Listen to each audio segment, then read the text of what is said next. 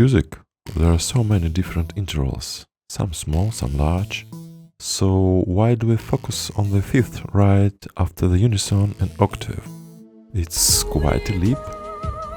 Not everyone can easily sing it. It's a big jump, not just a step. But this leap lands in a specific and comprehensible place, not into the unknown. Even if you had no idea this place existed, once the leap happens, it feels like it opens up and expands the space. It's not a foreign territory, it's your own. Like seeing more of your domain from the hilltop than you could from your home. A perfect fifth is about reinforcing and expanding the foundation established by the tonic.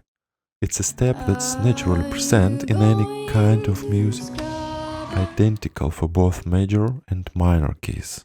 It's the skeleton of any musical mode.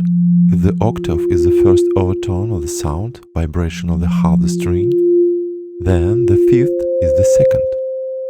Mathematically, the perfect fifth represents a frequency ratio of 3 to 2. For instance, 440 Hz to 660 Hz. The second frequency is 1.5 times greater. The fifth occurs at 1/3 of the open string, or 7th fret on the guitar. Additionally, the primary chords of both major and minor keys contain the fifth. With the emergence of the fifth, harmony arises. We're all familiar with the harmonic fifth. Its sound is natural, pure, and powerful. Rock and metal practically rely on power chords, which are built on fifths, providing a strong and punchy sound. The uniqueness of power chords lies in the presence of the fifth, but the absence of a major or minor third. So we identify whether a chord is major or minor only by the overall context. Or we might not even identify it at all. As a pure interval, the fifth penetrates well through distortion, which is essential in heavy music styles. The fifth is ideal for harmonic analysis of key relationships and chord functions. It's the basics of musical mathematics. Many people have heard of or seen the circle of fifths, but few realize just how powerful a tool it is for musicians. We will talk more about the circle of fifths later, but for now, just remember that moving clockwise follows the sequence of fifths. The feeling of expansion in the chest and a kind of teleportational leap, characteristic of the fifth, it's also present here. Similarly, the key signature sharps in sharp keys are added in the sequence of fifths: F, C, G, D, A, E, B.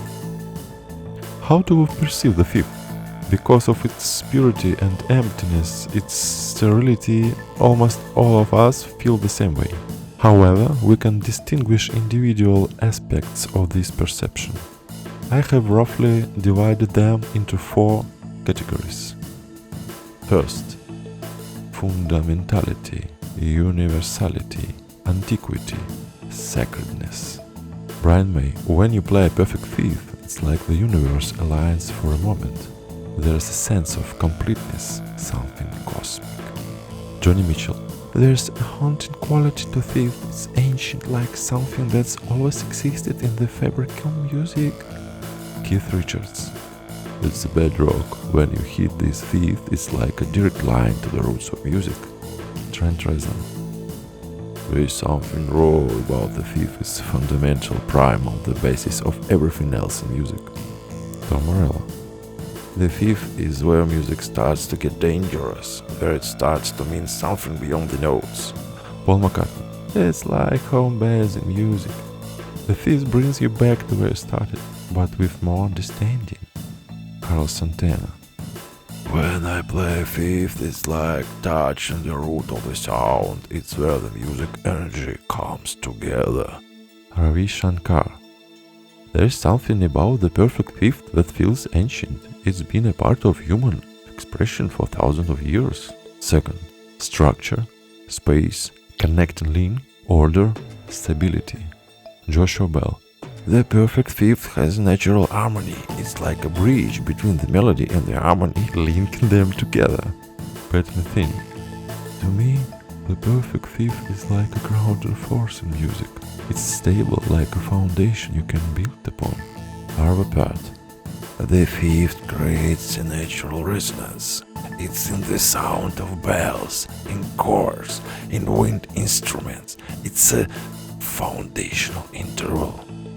John Williams. The perfect fifth is like a pillar. It's the strongest, most stable interval music and everything is built around it. Steve Ray Vaughan.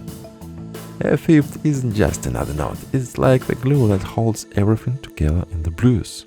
Third, simplicity, clarity, honesty. Ryuichi Sakamoto. There's a kind of simplicity in the perfect fifth that makes it timeless. It's an interval that never feels dated or out of place. Bruce Springsteen. Fifths connect with people's emotions because they are grounded in simplicity and strength. Brian Eno. The perfect fifth has a kind of purity to it, a clarity. It feels like a deep breath, like the opening space. Fourth, leap, power, movement, evolution, expansion. Nigel Kennedy. When a melody jumps to a fifth, it feels like it's leaping towards something. It adds a sense of motion and intention. Dale Gilmore.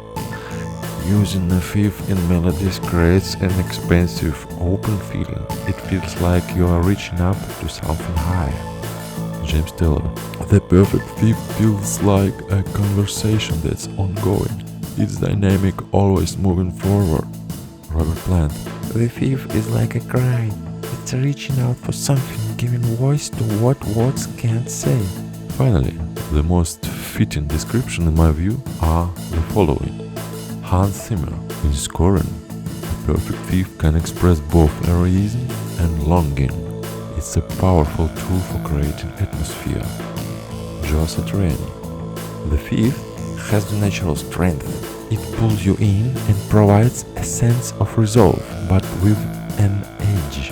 It's like balancing on a tightrope.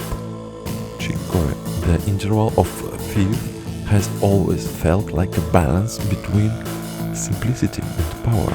It's a leap that's big enough to be dramatic, but not so big that it loses coherence. Of course, the first step is to recognize the sound, intonation, and feel of the fifth, as with all fundamental intervals.